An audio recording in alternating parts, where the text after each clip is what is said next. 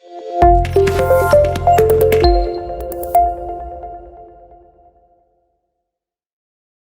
giving everybody a chance to connect, but we'll just get started in just a moment as everybody gets connected and a few other people join the conversation.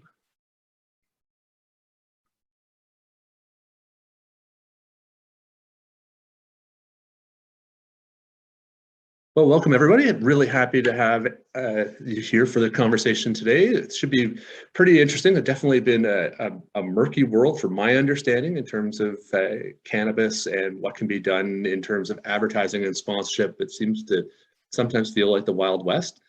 So really happy to have Jody, Anthony, and Kylie here. But before we get started, love to promote our next session. So we've got on November 10th, we've got Humble Howard, Howard Glassman from the Humble and Fred Show, and then Jim Perry from the Rod Peterson Show, coming to talk about podcasts. So monetizing your podcasts, how to create brand and content opportunities within podcasts, and in particular looking at what can be done in terms of radio advertising versus podcast and what that offers. So we'll be sending some details out following this session to register for that.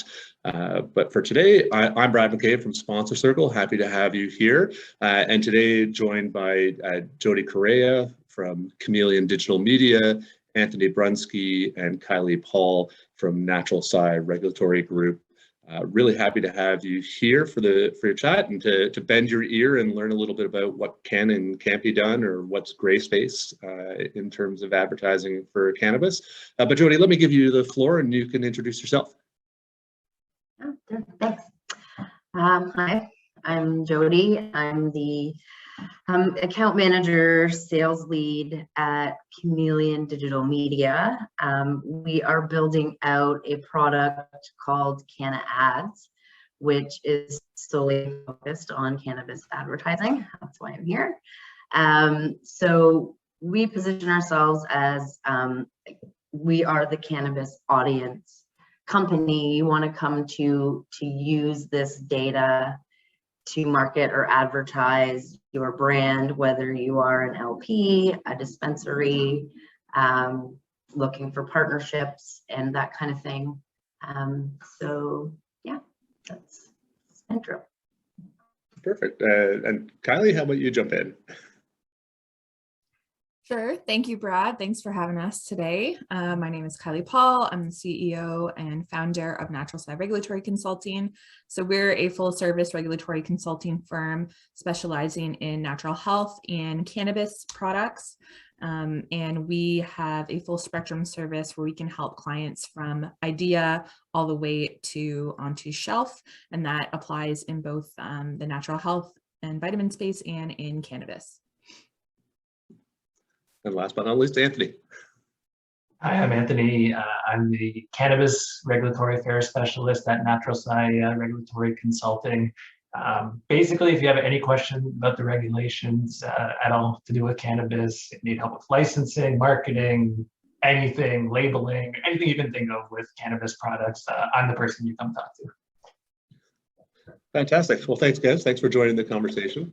I think one of the big things that coming from having been at a number of organizations, always seeking sponsorship and trying to figure out the new avenues and knowing what happened with tobacco back in the day, it seems that cannabis is in this murky space. It's kind of halfway between alcohol sponsorship and advertising and full on know that tobacco is treated as.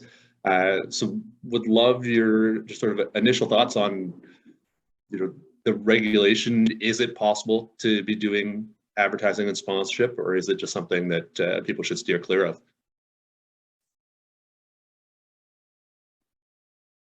So is that directed towards me? Sure.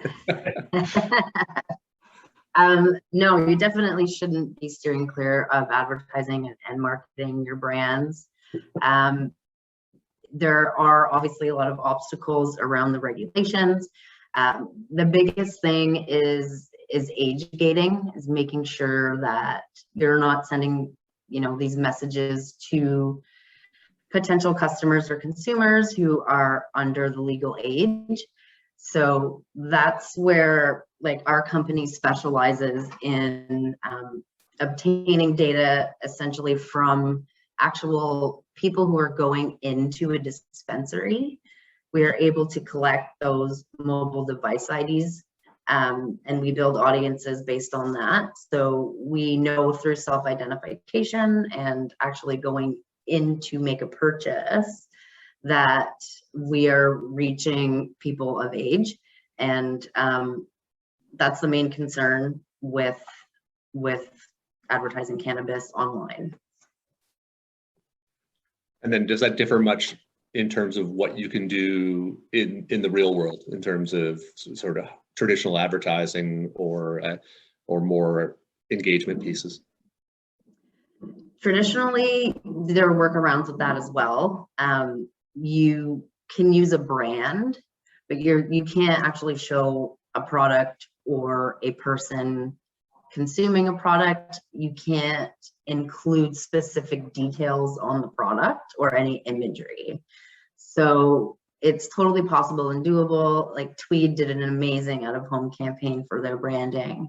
It just said Tweed, but everybody, you know, you would go and you'd find out, like you could share a website, because driving people to a website there, you can say, before you enter, give us your date of birth. So that's how they work around that.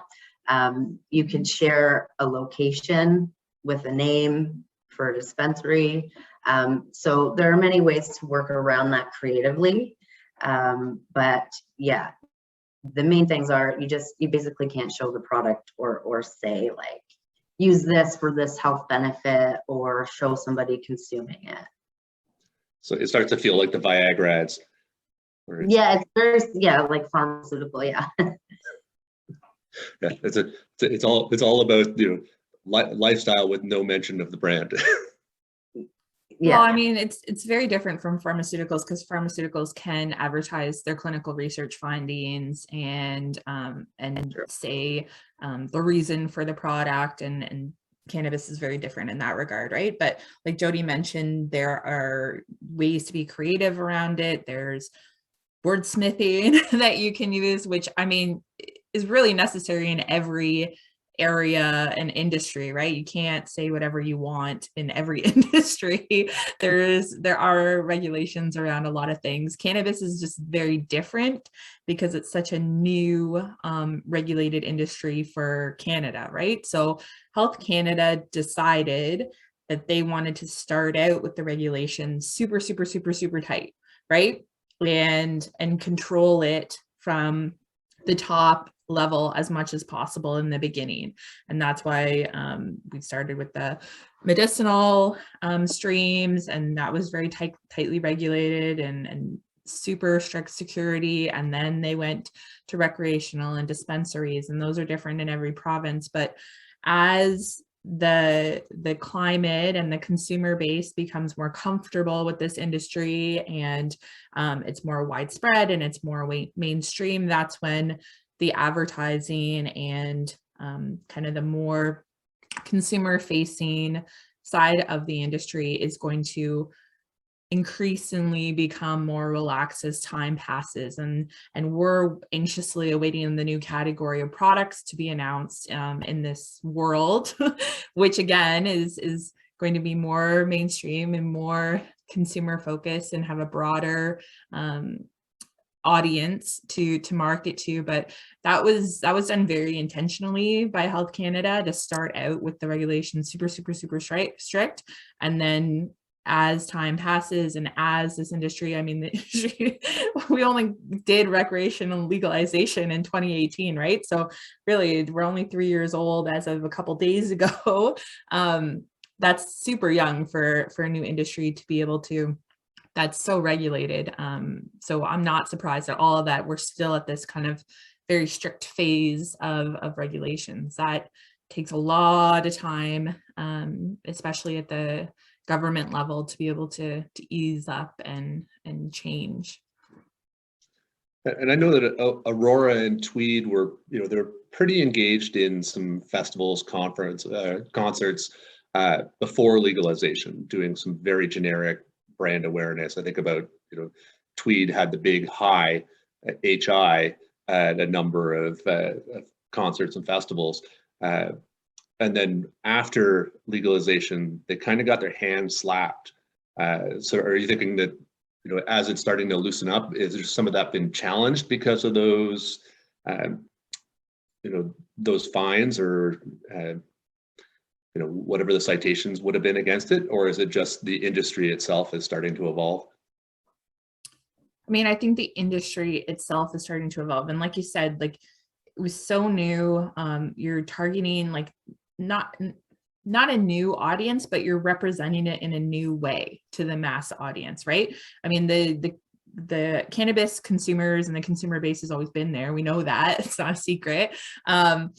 But it's being advertised and being represented in a different way now, when recreational products became available to the public, essentially. So it's kind of the flipping of the image of what cannabis was and what it is working towards.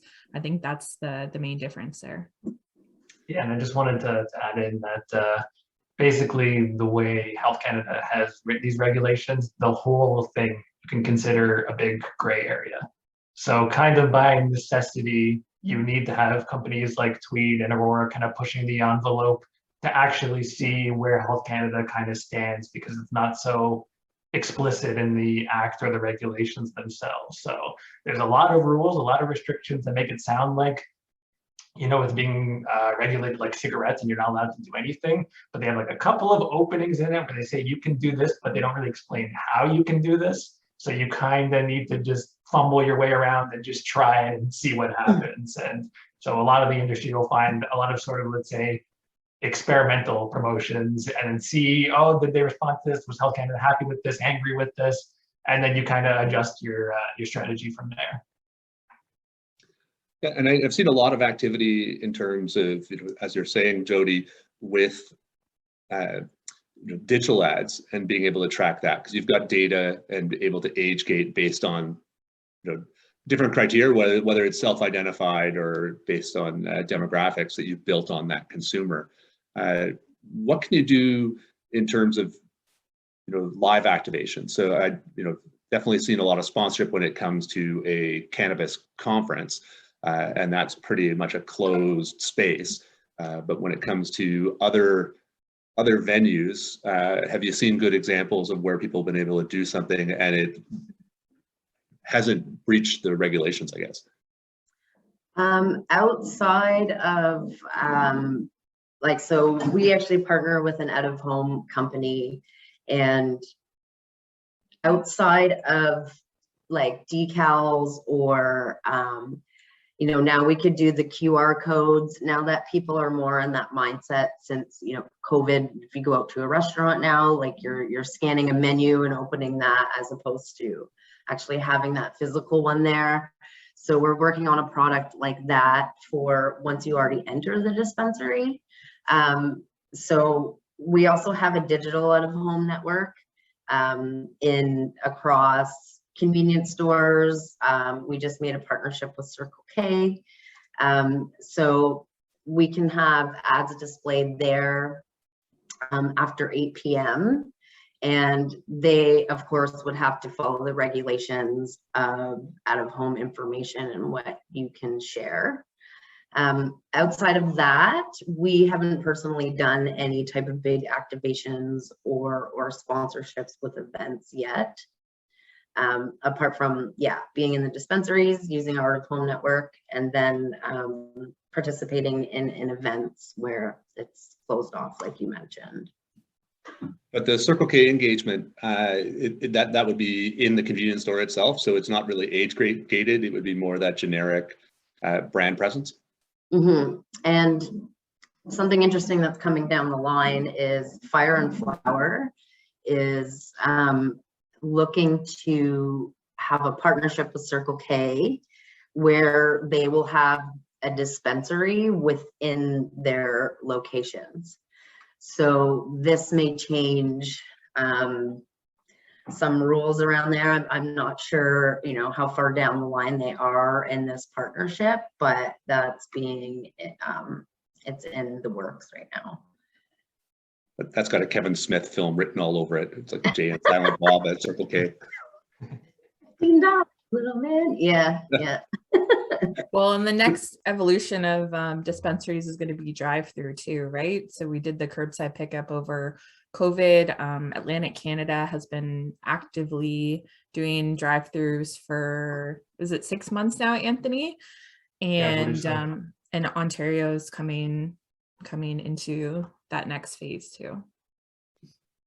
And I think, I think it's here now. This is a week or two ago, but delivery is starting to be a thing as well. I know they're doing that in the West Coast. And I think here, well, in Ontario, I think they just passed something for delivery as well.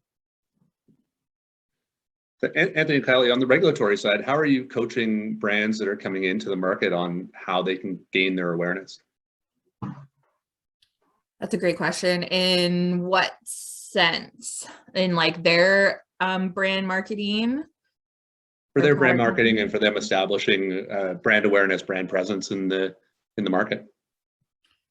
A lot of our clients have partners, like distributor partners, that are doing some of that for them. So we work with a lot of kind of innovative R&D brands that are still in kind of early stage. But I mean, our biggest thing is to guide them on the regulations. This is what you can do. This is what you can't do. And then we do a double check of everything that they do. So we let them have some creative freedoms when they're starting out, you know what I mean? Whether it's their website or materials or whatever it is. And then we always do a double check and let them know, like, we want to make sure that they're aware of their legal responsibilities. We're obtaining our legal responsibilities, right? With giving them consultation advice for what they're doing, and then let them know where they stand on that line.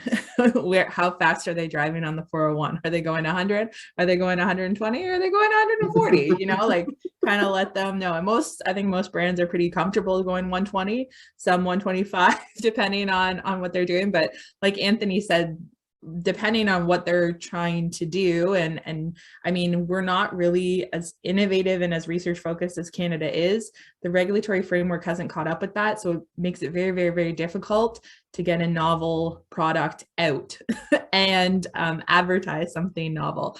So that's where we have to kind of play the line a little bit and let them know where they are, basically. And just to add, in a general sense, there's basically two types of promotions that Health Canada actually says in like the act that you can do these things, which are informational promotions, so saying, hi, we're Tweed, we're from Smiths Falls, we got medical and recreational cannabis, stuff like that, very general information, or brand preference promotion. So come shop at Super Ed because we're better than our competitor, we offer a better shopping experience or something like that. So that's kind of the starting point where we tell them, you know, start from brand preference and informational promotions because those are allowed. And then you kind of go from there and just see if the promotion you're coming up with is breaking any of the other like regulatory restrictions.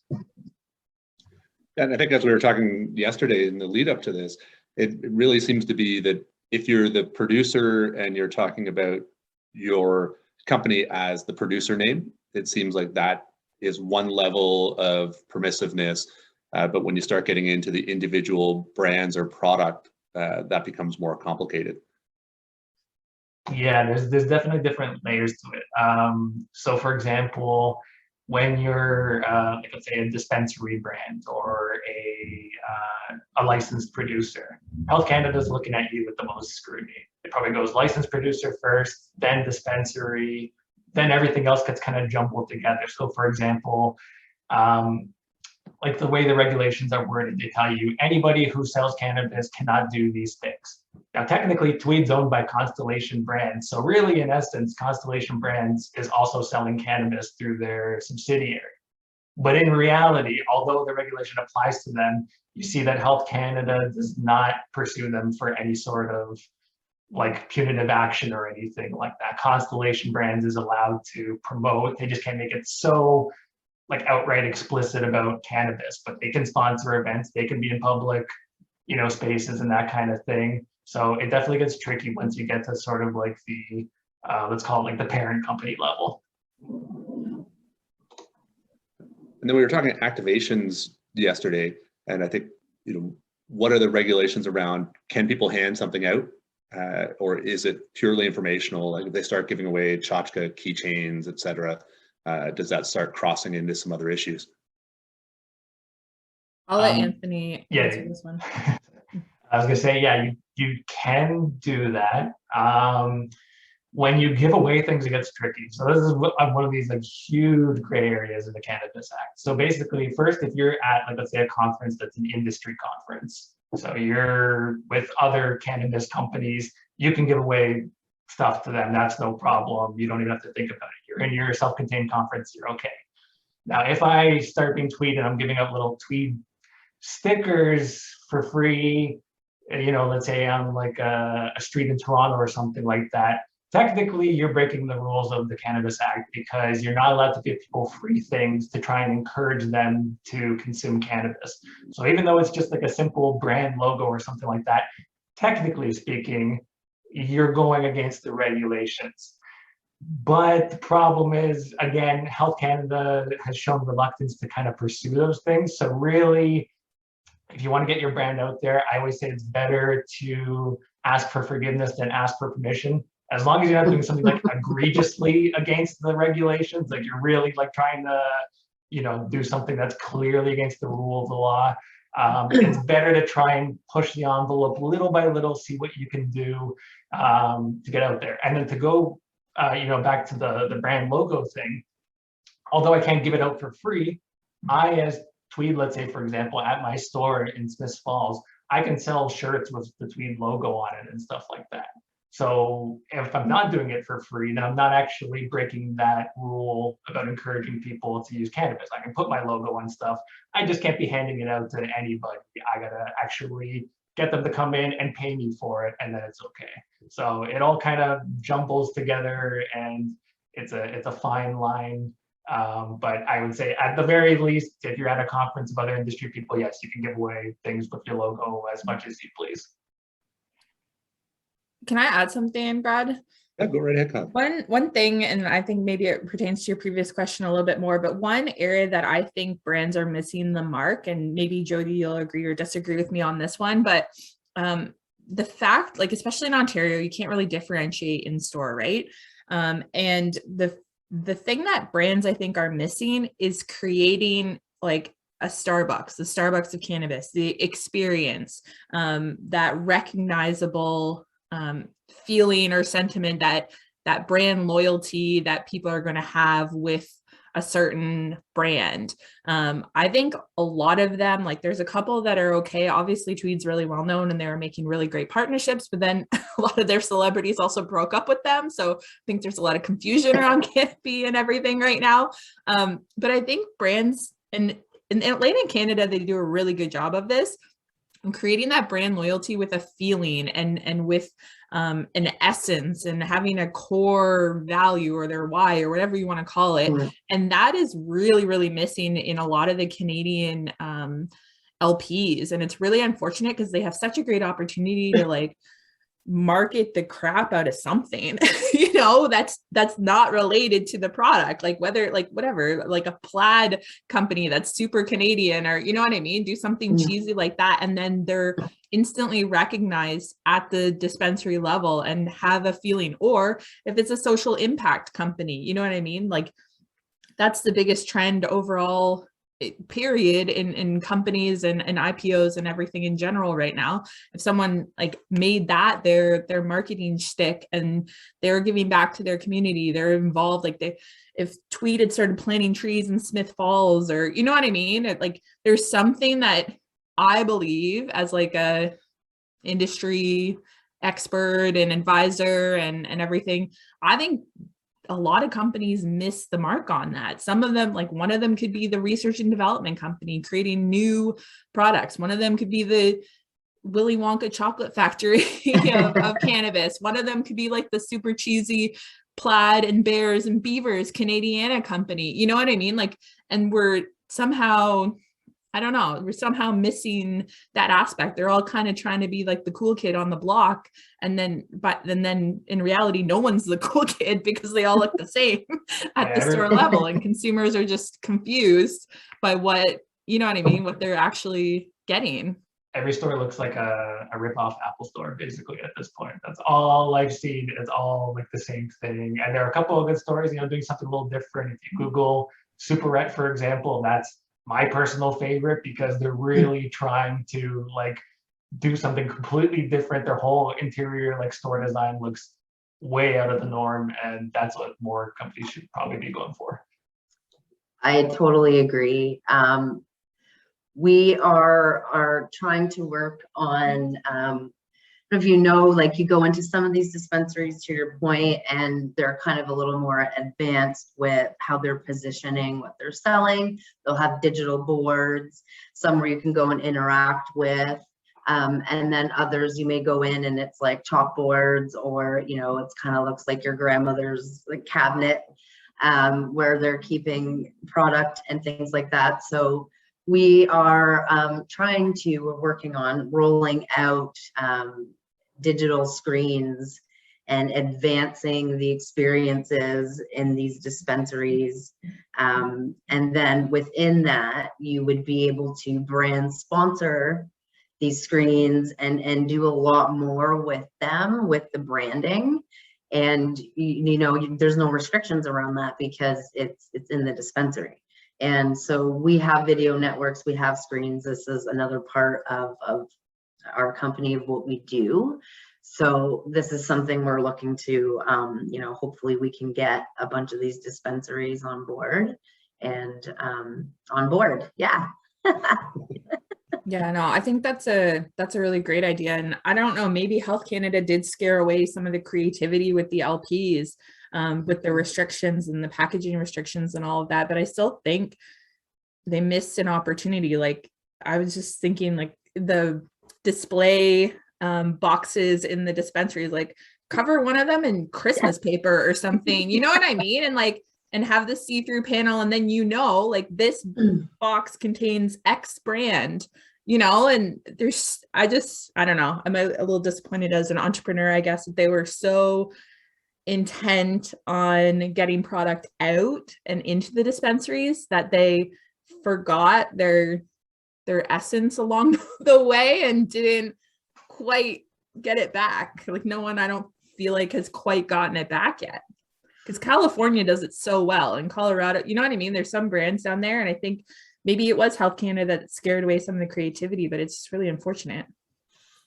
Well, it'd be interesting to see whether or not, one, it would be allowed, but two, being able to port that look and feel. So once you've identified the brand, I think, back to, Roots back in the day and how they really created that look and feel. You knew Roots product before you even saw it, saw the name on it. So if you start looking at a Tweed stage or a Tweed lounge at an event, whether that becomes permissible because it's brand awareness, it's not about sharing product, it's just about the association and creating that look and feel. Okay, I don't know, Brad, if you've been to do events, but the look and feel of every single booth has been the same for me. It's all like a greenery, white leaf. Yeah, a wall of fake greenery, and then like their lights in like neon lights. Like literally, that's every single booth when you go to these things. And we need so this is a great opportunity then too, right? Whereas, okay, so not everybody's quite there with their branding because of XYZ reasons. But then that's kind of like an open market now to be more creative, to focus on the brand, because what like my specialty and role is to understand the audience, right? And as of now, there isn't any of that brand loyalty. The audience isn't saying, oh, I want this brand. It's convenience or pricing or education, right? It's not brand yet. So there's an opportunity here. to focus on branding for I sure. think that's why consumers are like looking forward to the craft cannabis growers now too, because they feel like they're more rooted or more connected or whatever, or paying more attention to their product, or you know what I mean, whatever it is that makes it unique and local or whatever differentiates it from the big guys, like you're saying, like Cannabis is losing money left, right, and center because they haven't created that brand loyalty. And why wasn't that the first thing that they wanted? I was at a conference a couple of years ago in New Brunswick, and one of the LPs was bragging that they're creating 100 new products, and I'm like, that sounds horrifying. Like, why would you create 100 new products in a 6-month time span? They're all going to be awful. Like, why wouldn't you just do 3 really, really good ones that people are going to want to have the same experience and come back for more and come back for more? Like, nobody cares that you have 7,000 flavors of a seltzer beverage that no one's going to drink. Like, why would you do that? Just like create something that someone's going to remember and go back to. It's competitive enough with all of the different options. Yeah. So Linda's got a question in the chat, which is working on hydroponics in the hydroponics space. Do the regulations for advertising for the ancillary products fall under the same as, you know, actual brand or LPs, or does that get treated differently? And then I guess the second part of our question is, what can she showcase, or what is she limited to in terms of, you know, can she have somebody actually growing marijuana in the photos of her imagery? Yeah, so I can go from the regulatory perspective on this. So basically, yes, technically they do apply to you, all the same regulations, because you're offering a service related to cannabis. Now, that being said, Natural Side Regulatory Consulting, we're also offering a service related to cannabis. We offer cannabis compliance services. Is Health Canada going to realistically come after us? I think only if we do something really egregious or crazy out there. But usually, you know, you have more leeway the further you are from the actual cannabis production, let's say. And then with the second question, so you can definitely have marijuana leaves on your ads. That's okay. That's totally fine. People growing, this is another one of those fun Health Canada gray areas. So technically speaking, the Cannabis Act says you should never depict people, real or fictional, no characters, no animals. You shouldn't depict any of this. That being said, I see tons of companies that have images of people growing. So usually where I tell people to draw the line is probably don't show people smoking cannabis. Don't show them using or holding the finished product or something like that, and you're probably okay. I haven't heard of Health Canada coming after somebody just for showing somebody growing cannabis, because I mean, that's part of your informational promotion. You're showing them how you actually make the product. But just so you know, technically it is against the rules. So there's always a slight possibility they could at a later point decide, hey, you know, we're not okay with this anymore, and now you're not compliant anymore. But realistically, I don't see that happening. Like Kylie said, I think it's going to go less restrictive, not more restrictive. Yeah, well, the one thing that we've experienced, like Google for sure won't like you. Like they hate us, which is super annoying. And it definitely affects our Google rankings and your ads, and they'll like we've had major online issues because of the word cannabis. But some of our partners, Linda, just so you know, like extractors and different things, they use different botanical material in their imagery. So if you you can extract lavender, for example, and they'll put those pictures on their website as an example alternative to the cannabis plant. If you have like a standalone image of the leaf, but your actual hydroponic system is growing something different, that gives you a little bit more flexibility and freedom with your online website. And you also have like some backbone to stand behind if you do get challenged on it. So that's a little creative solution for you. And sorry, just to add to that again, a key thing I always tell my clients is always be in the position that you can defend yourself. You can rationalize why you made a certain choice, because that's actually the most important thing to Health Canada. They get really angry if they think you're deliberately trying to deceive them. Don't put up fake walls in a facility and start growing cannabis that they don't know about. That's a bad idea. Don't do that. But if you can defend your position and say, hey, I read this, and this regulation, it says this, I thought this was okay, they're not going to really punish you. At most, they're just going to tell you, okay, you know what, from now on, don't do that. We think this is in contravention of whatever rule, but it's rare that you'll get in actually any sort of serious trouble or anything like that. So just always put yourself in the position where you can defend what you've done and justify it to them, and they're happy with that. Yeah, and for the social media question, as long as you're age gating your business page, you can build that out, you know, with any content that you like, as long as it's not going against Facebook's community policies, which are mostly like on hate speech and different things like that. So you could get away with, yeah, whatever you want to put on your page, as long as you have that age gate there. And as for if you want to push out advertising within Facebook news feeds to drive to your business page to get, you know, engagement and followers and things like that, if that is something you're thinking of as a part of a brand strategy, you can do that as well. But again, there are limitations on what that creative can look like. And you would not be able to show people growing or have the actual leaf on that, but there are workarounds.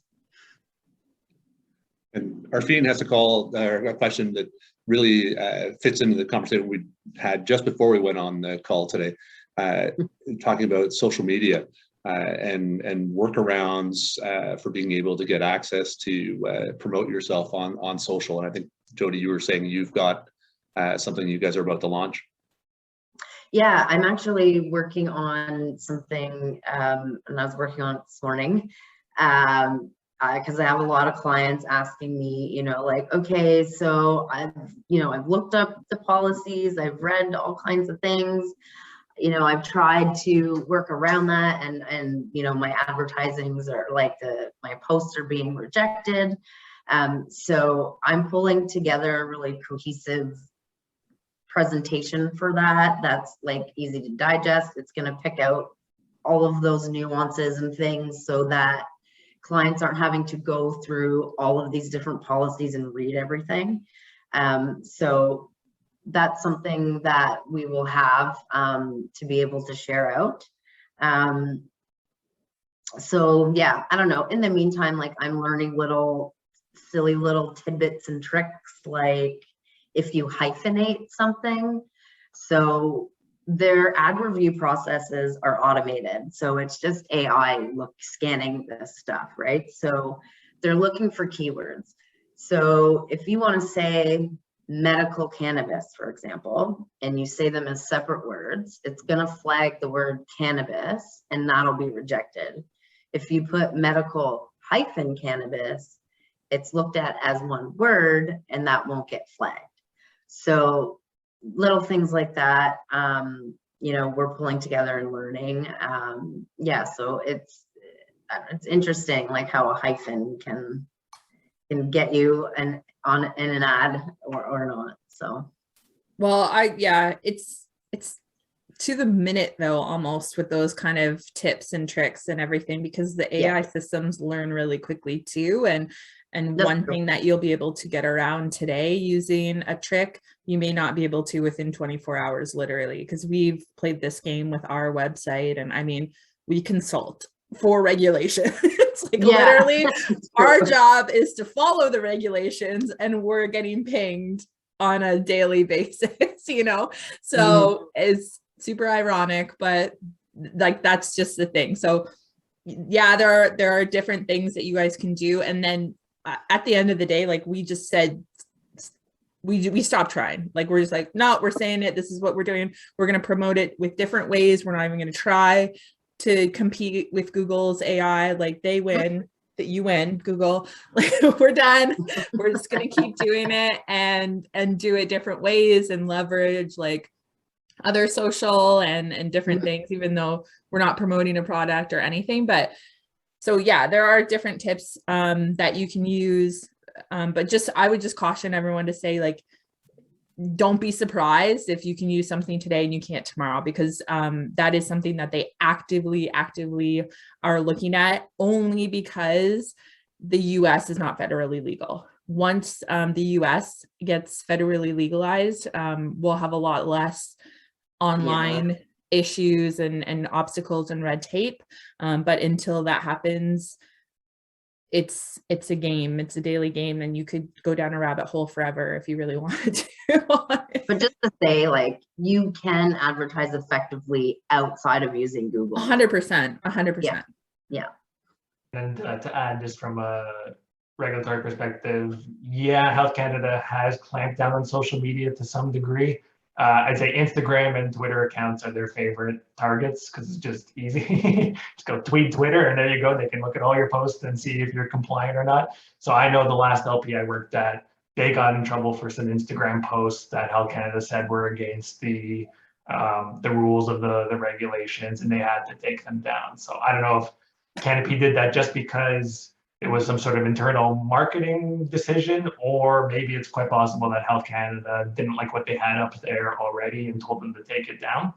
I think a good thing to do is, if you look at any major cannabis licensed producer, like look at their Twitter account, and you kind of get an idea of what Health Canada is okay with, which you'll see stuff like, they'll be like just random kind of stuff about their own company, like saying, hey, we have this event coming up or whatever. And then you'll see stuff like, oh, this is our strain of the week. This week is this cannabis. They won't say anything about how much it costs or if it's available now, because you're not allowed to do those in the regulatory rules, but you'll just see, here's a random strain we have, it's our strain of the week, and those are all okay. So it's always a good idea to look at other companies that have been doing it for a while, look at their social media, and you kind of get an idea of what's okay.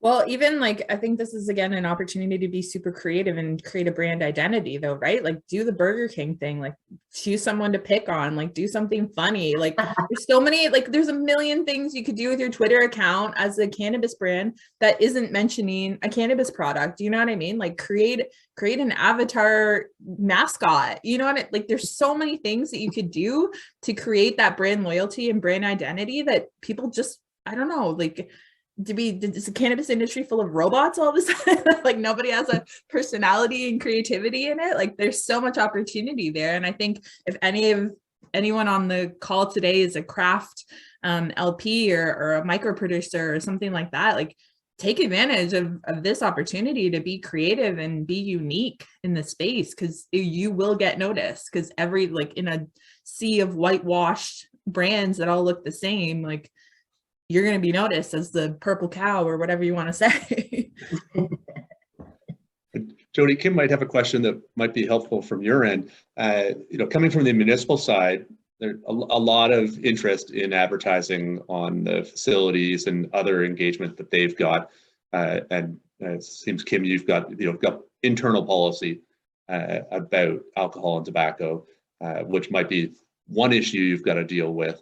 But Jody, have you got examples of where you've been doing out of home when it comes to municipal activities? At a municipal level, I'm not sure. Can you explain a little further, like where you're looking to sponsor or advertise, and what the like what policy issues you're running into? Like, are you looking to advertise outside of these events that you're holding, or I'm not sure what the question was exactly. Sorry. Kim, do you want to jump in on it? Hi, yeah, thank you.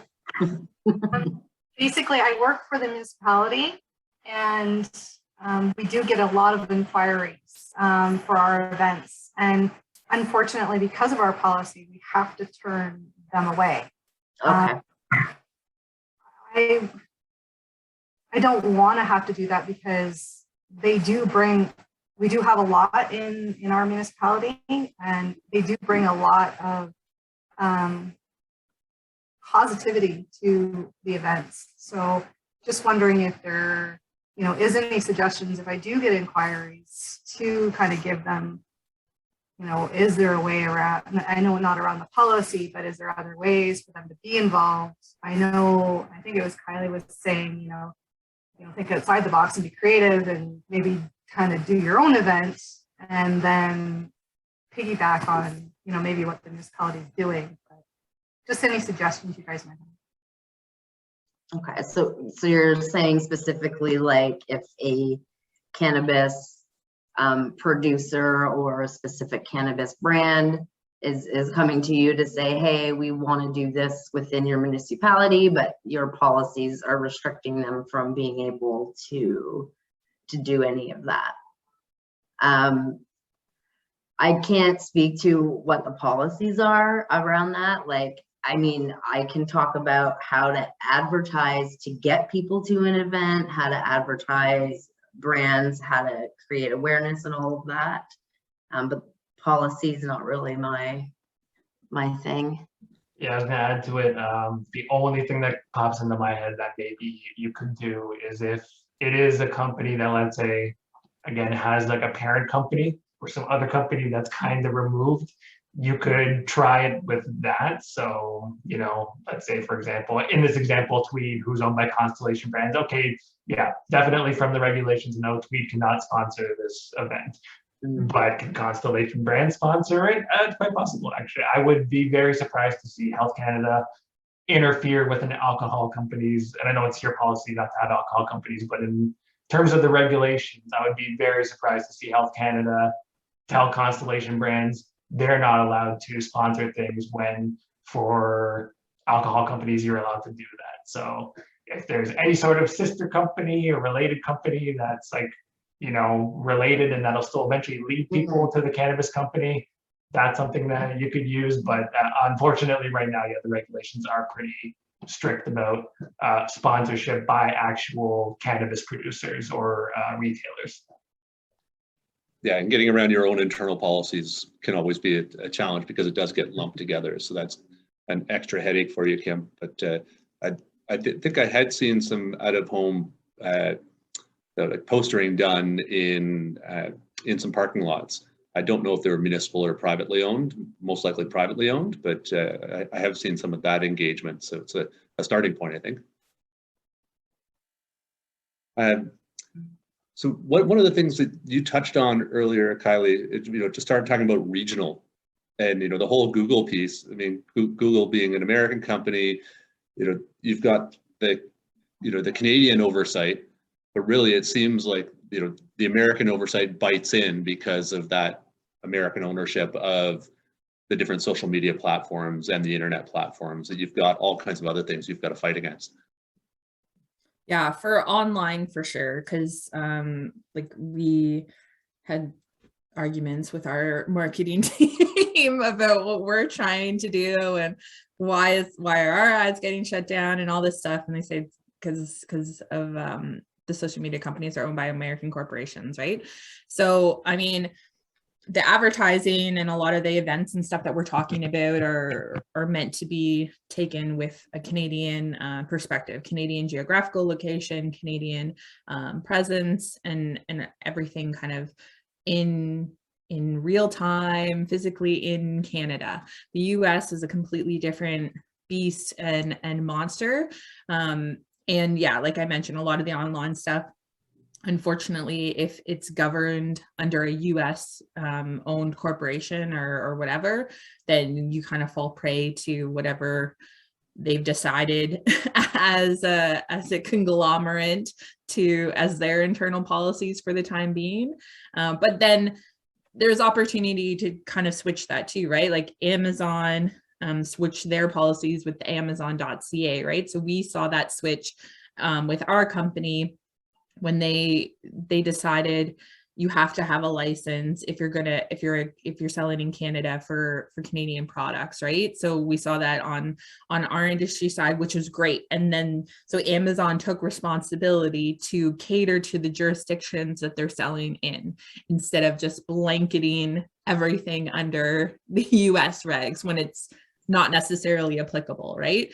But your statement, Brad, is correct that like, yeah, you're gonna fall prey, unfortunately, under Google and Facebook and Instagram and all of that on a large scale for your advertising. But if you're doing like dispensary or to consumer on your own website, all of that stuff is under the Canadian jurisdiction, right? So it's applicable under the Canadian regulations that we're talking about. And I know that maybe the American markets, definitely seems a lot more complicated. How does it play out in Canada in terms of, is it one blanket Canadian regulation, or is it provincially or regionally controlled? So jump in. Oh, sorry, go ahead. Yeah, well, I'll just start, Anthony, and then you can add on. But the Cannabis Act is federal, so all the LPs in Canada must follow under the Canadian Cannabis Act regulations. The dispensary is provincial, so those are different depending on the jurisdiction that you're in. But the regulations around cultivation and growing, those are federally legal and controlled. So those regulations are the same. So an LP in Alberta has the same regulations of their facility, how they grow as an LP in Atlantic Canada or Ontario or whatever. But the dispensary and the selling level at the consumer level is where it's different. And I'll let Anthony take over. Yeah, so I was gonna say, yeah, when you look at like the provincial regulations, usually the first thing each of them says when it comes to advertising and promotion is you have to follow all the rules outlined in the Cannabis Act. So they'll first put a line there just saying, like, just so you know, all those federal rules that apply to LPs, they apply to you too. I don't know of any province that doesn't have that rule like sort of shoehorned in there. And then the second thing is what they like to do is sometimes the provinces will add their own like promotional rules that they think are for some reason relevant to their province or something. So I know, I think it was Ontario had a couple of extra rules about promoting things in a way that make it seem like you're going to get like a health benefit from cannabis or something like that. But yeah, usually it's not like, so long story short, there's not like a big difference between the federal and the provincial rules. Usually the provinces will just maybe add on a couple of extra things if they think it's important for dispensaries specifically. But generally speaking, yeah, it's kind of like the blanket of the Cannabis Act just applies to like everybody involved with cannabis in Canada. And I've seen a couple instances where municipalities have, stepped up and said that they don't want dispensaries in their region. I'm just wondering whether does that create an extra layer when it comes to advertising as well? Like, does that become a sort of black hole for that space? Oddly enough, technically, no. So basically all they were able to do is they were able to opt out and say, hey, we don't want any stores in here. But there's nothing actually, when you look at the provincial regulations, nothing stopping you from advertising in the municipalities that opted out. I could go into Mississauga today, and if I find the right, advertisement that works with the federal regulations, I can put it all over the place in Mississauga and they can't stop me. Because yeah, basically the Ontario rules are just for the province as a whole, and there's no specific rule saying if you're a municipality that opted out that you can't promote there or anything like that. It's just these cities chose not to have stores, and that's pretty much it. I think a lot of that was at the beginning though, Brad, too, when the dispensaries were first announced and like we're still in the lottery system and all kinds of crazy stuff is going on. And I mean, I'm from a region that initially opted out of having dispensaries, and now I know that they have lots. So I think the municipalities on a large scale like realize, oh, we're actually turning away small business and turning away something that consumers want and their pot of people want, and kind of change their tune on it. I know that I'm sure there's still some municipalities that don't have dispensaries, but I know that a lot of them changed their mind. If it was a Starbucks, it's now a dispensary, is really what it seems to be in this neighborhood. Yeah, definitely. Depending on where you are. One thing we didn't really get into, I mean, is the differentiation between recreational and medicinal. So I know I've seen some big sports teams take on CBD sponsorship, and does that play in a different space? Yeah. Go ahead, Anthony. it's tricky. I was gonna say it's tricky with the regulation. So because if it's purely cannabis medical, then technically no. Technically, it falls under like the Cannabis Act promotional rules. They don't give any differentiation between recreational or medicinal cannabis. But a lot of these companies with like the CBD stuff, it's like sometimes they're companies that their CBD product is only in the US. It's not actually a Canadian product, so therefore it doesn't actually apply over here. Or they're a big company that has kind of their hands on multiple different spaces. So their natural health products and their cannabis, or their pharmaceuticals and cannabis, or a mix of things. And then they have the leeway to promote themselves through their own like other set of regulations. So if it's okay to promote on the natural health product side, then I'm going to say I'm this natural health product company. And coincidentally, we also have cannabis too, but that's kind of the way they maneuver around it, so to speak.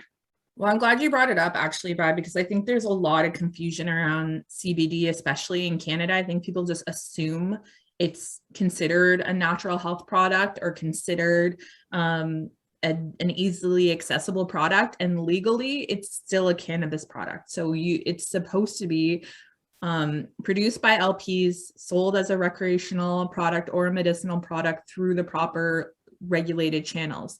You are not supposed to be able to buy a CBD product on the shelves of Shoppers Drug Mart with a health benefit claim. That is not, we have not decided on the regulations for that yet. Health Canada and the FDA are playing cat and mouse of who's going to regulate it first. FDA is hiding behind like the GD pharmaceuticals, and they're like, oh no, it's a drug, we're not touching it kind of thing. We're not allowing it as a dietary supplement, yet hundreds of dietary supplement and natural health products, CBD companies exist and are selling. Amazon's like doing their best to sweep them down and take them away, because technically they're all illegal. There's certain jurisdictions in the US where CBD products are allowed to be sold, mostly in the like grandfathered recreational states and regions like California and Colorado and Florida, and I think Michigan's getting there. So there are regions where they are allowed and widely available. In Canada, that's not the case, where I think a lot of people kind of blanket, oh, CBD is a low risk product. Yes, in essence, but Health Canada hasn't yet decided that. So those products still should only be sold through the regulated channels of dispensaries and or through a medicinal online channel.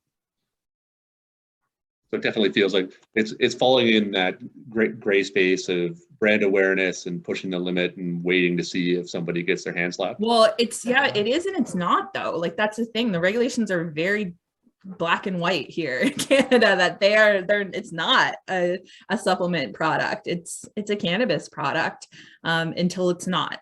So we're hoping that we see some proposed regulations before the end of this year for that category.